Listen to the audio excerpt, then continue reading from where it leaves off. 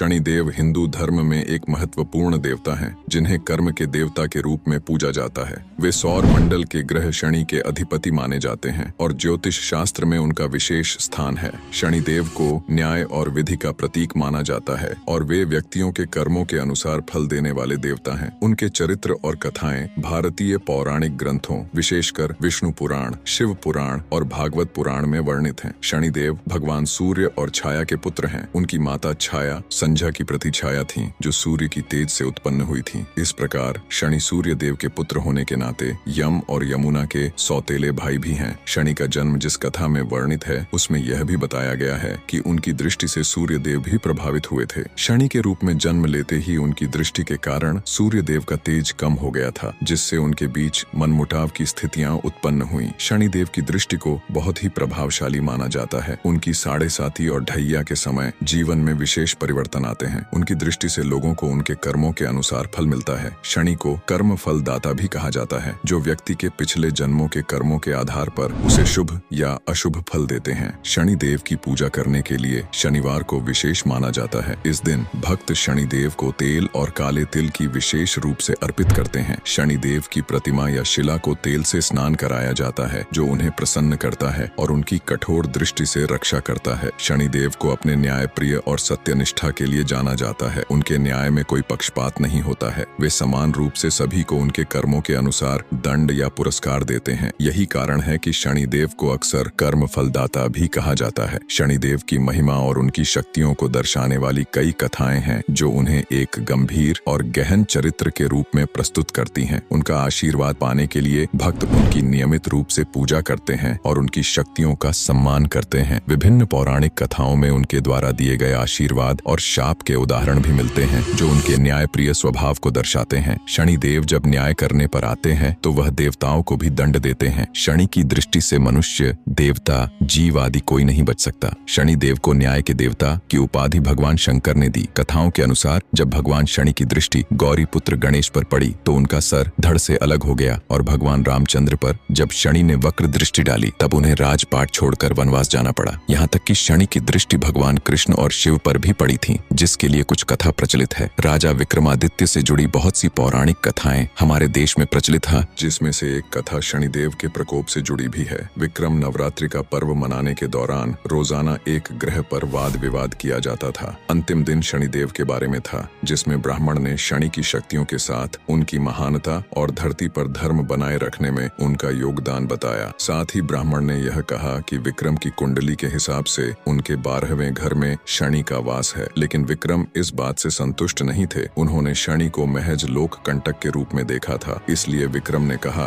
कि वे शनि को पूजा के योग्य मानने के लिए तैयार नहीं हैं। विक्रम को अपनी शक्तियों और देवी माँ के आशीर्वाद पर पूरा भरोसा था और विक्रम ने नवरात्रि समारोह में शनि की पूजा करने से इनकार कर दिया। तब शनिदेव ने क्रोधित होकर कहा कि मैं तुझे इसकी सजा जरूर दूंगा। कहते हैं राजा विक्रमादित्य को सबक सिखाने के लिए शनिदेव ने एक घोड़ा व्यापारी का रूप धारण किया और विक्रम के राज्य में आ गए। वह एक विशेष प्रकार का घोड़ा लेकर विक्रम के राज्य में आए, जो एक छलांग में धरती से आसमान पर और आसमान से वापस एक छलांग में ही आ सकता था। विक्रम ने उस घोड़े को खरीदने से पहले उसकी सवारी करने की मांग की और सवारी करने लगे। घोड़ा उन्हें आसमान में तो ले गया, लेकिन वापस नीचे लाने की जगह उसने विक्रम को दूर जंगलों में फेंक दिया। जख्मी हालत में विक्रम जंगल से बाहर जाने का रास्ता ढूंढने लगे। तभी डाकुओं ने विक्रम पर हमला कर उसका मुकुट छीन लिया। पानी की तलाश में जब वह नदी किनारे पहुंचे, तो फिसलकर पानी के तेज बहाव के साथ काफी दूर चले गए। विक्रम पर शनि का प्रकोप अभी खत्म नहीं हुआ था। नदी में बहने के बाद धीरे धीरे वह एक गांव में जा पहुंचा,